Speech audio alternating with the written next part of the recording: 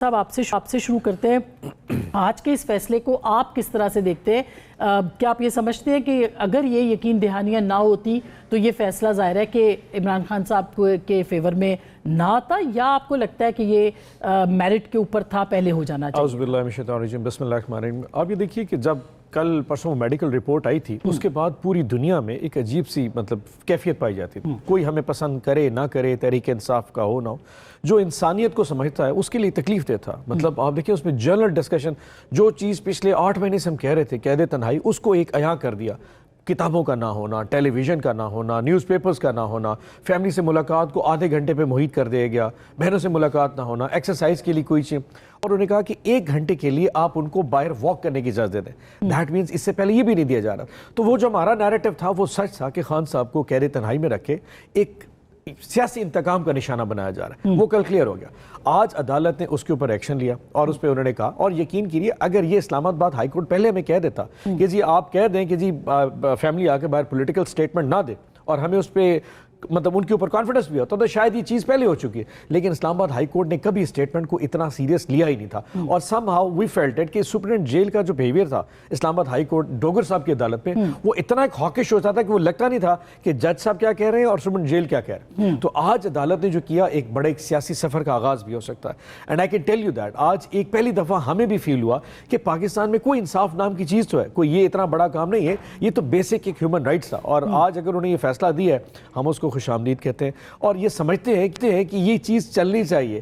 Ultimately آپ نے وہ ہمیں دیا جو ہم ڈیزرو کرتے تھے۔ اگر میں غلط نہیں ہوں، ٹھیک، بالکل صحیح بات ہے، اگر میں غلط نہیں ہوں تو یہ یقین دہانی سلمان اکرم راجہ صاحب نے ہائی کورٹ میں بھی دی تھی کہ سیاسی بات چیت نہیں ہوگی، لیکن اس کے بعد پھر بھی ملاقاتیں نہیں ہوئی تھی۔ لیکن میں وہی کہہ رہا ہوں نا کہ اسلام آباد ہائی کورٹ کی جو پوزیشن تھی وہ سارے پاکستان کو پتا ہے کہ وہاں پہ سپرنٹینڈنٹ جیل نے آ کے کہا تھا کہ سر ملاقات نہیں ہو سکتی۔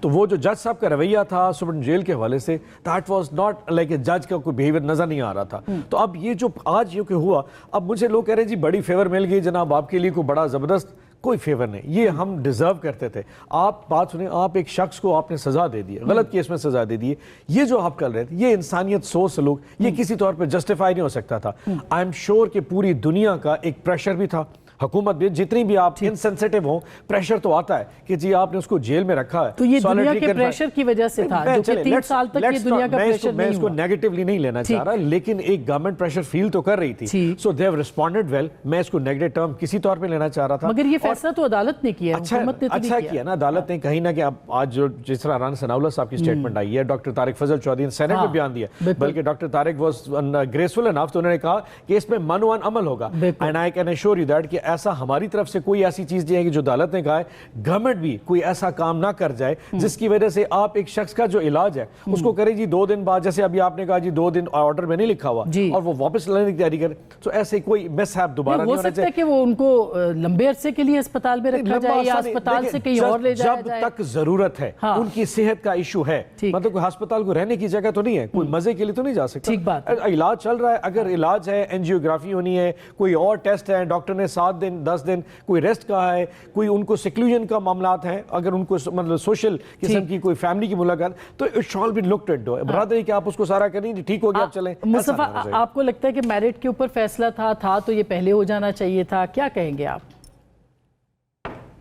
پاکستان کی سیاست کے اندر کتنے فیصلے میرٹ پر ہوتے ہیں اور کتنے موجودہ حالات کی نزاکت اور کمپلشنز کو سامنے رکھ کر ہوتے ہیں، یہ پورا پاکستان جانتا ہے۔ سیاست کے اندر ٹیمپریچر کم ہونا چاہیے۔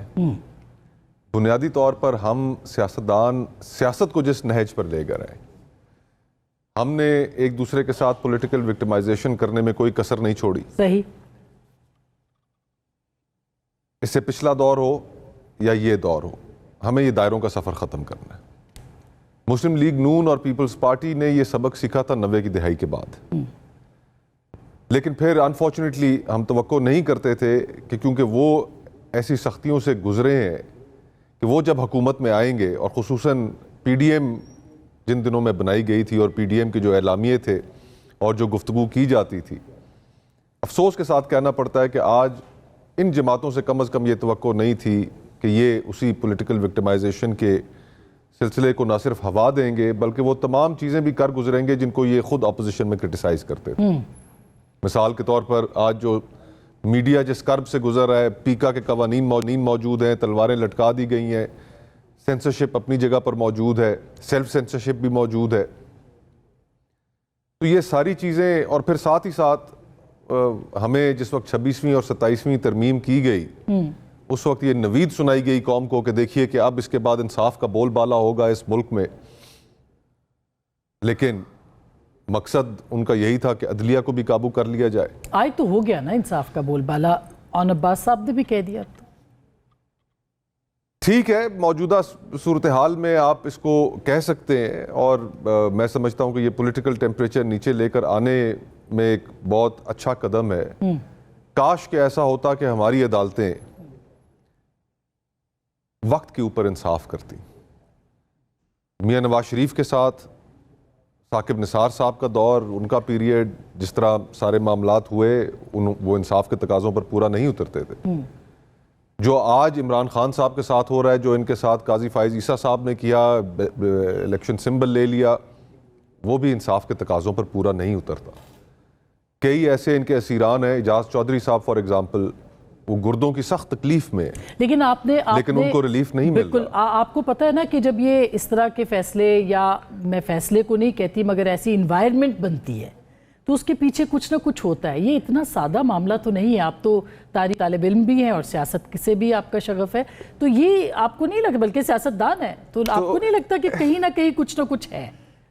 دیکھیں, میں نے ابتدا میں یہ کہا تھا کہ دائروں کے سفر کو ختم کریں. آج یہ اپوزیشن میں ہے تو یہ جیل میں ہے, کل کو جو اپوزیشن تھی یہ حکومت میں تھے تو وہ جیلوں میں تھی.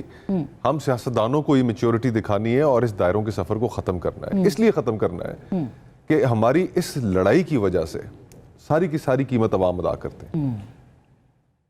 آج صرف کردار بدلے ہیں, حالات اور واقعات, تو اگر آپ آج سے 5-7 سال پہلے چلے جائیں تو میاں نواز شریف صاحب بھی شاید اسی وقت وہ ہاسپٹل شفٹ ہو رہے تھے.